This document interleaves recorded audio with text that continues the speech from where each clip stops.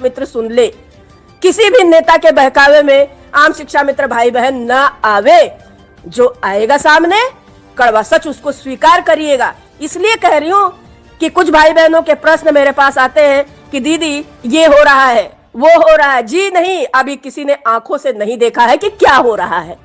और सत्यता सुन लीजिए, मेरा एक लाइन का आप लोगों से आग्रह है कि जो मिल रहा है वो आप लोग अभी खुशी खुशी लीजिए। जितने दिन नौकरी रहेगी, सत्ता में जो भी पार्टी बैठेगी, मांगने का काम उमा देवी करेगी। और शासन से हक है हमारा कि जो भी सरकारी कर्मचारी है, जो भी सत्ता में बैठती है सरकार, उससे मांगता है। और रही बात विषम परिस्थितियों की, तो सबके चेहरे मैंने देखे। विषम परिस्थितियों में कोई माई का लाल नहीं था जो अगवानी करके खड़ा हो जाए। और कोई कह तो दे भला कि उसको परमिशन मिली थी धरना लगाने की। हाँ, हमें परमिशन मिली थी राजीव किशन भाई के पैड पर गुजरात से, और मैंने लगाया धरना। पहला धरना मैंने लगाया लक्ष्मण मेला मैदान, और बाकी तो फिर बाद में सबने अपनी ढपली बजाना शुरू की। विचार करिए, उमा देवी के पास जो कोई आया 4 दिन रहा, उसने अपने अपने कारगुजारी अपने अपने तरीके से की और अपने अपने घर को चलता बना। पूरे साल कौन रहा? किसकी सेवा निलंबित की गई? किसको सजा दी गई जिसको आज तक 1 रुपया नहीं सरकार ने दिया? विचार करिए जरा सा। वह केवल इकलौती उमा देवी थी। उमा देवी उस दंश को आज भी पी रही है, मात्र इसलिए कि शिक्षा मित्र हित में सारे काम हो जाए। और सुन लीजिए, मैंने जब निःशुल्क धरना चलाया, मेरे पीठ पीछे लोगों ने खूब लूटे। मुझे बाद में पता चला, काफी कुछ भाई बहनों ने बताया मुझे। मैंने कहा जब मैंने मना किया था तो आपने क्यों दिया? और आ जाइए कड़वी सच्चाई, जब कुछ भाई बहनों ने कहा कोर्ट के मामले में उमा देवी ने कैसे क्या किया है। अरे पढ़े लिखे हो, मैं संगठन का पेपर दे रही हूं, तुम एनजीओ बता रहे हो।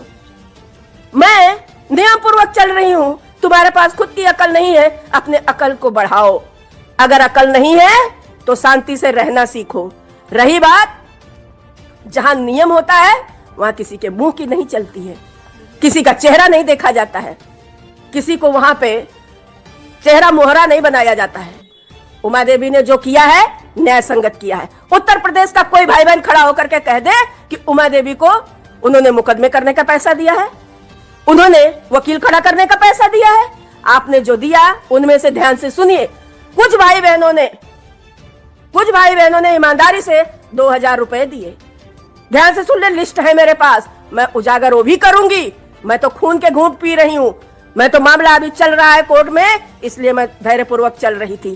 कुछ भाई बहनों ने 500 रुपए दिए, कुछ ने 1000 रुपया दिया, कुछ ने का मतलब समझिए, नहीं मैं 3500 लोग वो मैंने निःशुल्क याची बनाया। और सुनिए सच्चाई, आज खून के घूंट पी करके ही मैं बोल रही हूं इस चीज को। सुनते सुनते मेरे भी कान पक गए। जो मुझे चेक दे करके गए उनकी चेकें बाउंस हो गई। कुछ जो मुझे आए सामना करने, उन्होंने हाथ पर जोड़ लिया कि बहन जी मैं असहाय हूं। फिर भी मैंने सभी का अपना समझ करके उनकी परिस्थितियों से मैंने काम को आगे बढ़ाया।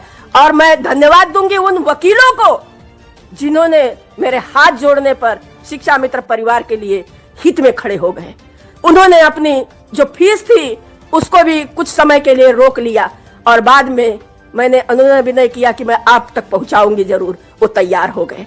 और सुनिए कड़वी सच्चाई, जो लोग भौंक रहे हैं ये गलत हुआ है, वो गलत हुआ है, अरे एक दिन अब तुम्हारा अपना खुद का घर चला के देखो यारो, अपने आप समझ में आ जाएगा कि उमा देवी ने 1 साल कैसे परिवार चलाया। कितने कड़वे सच्चाइयों को उमा देवी ने जहर को पी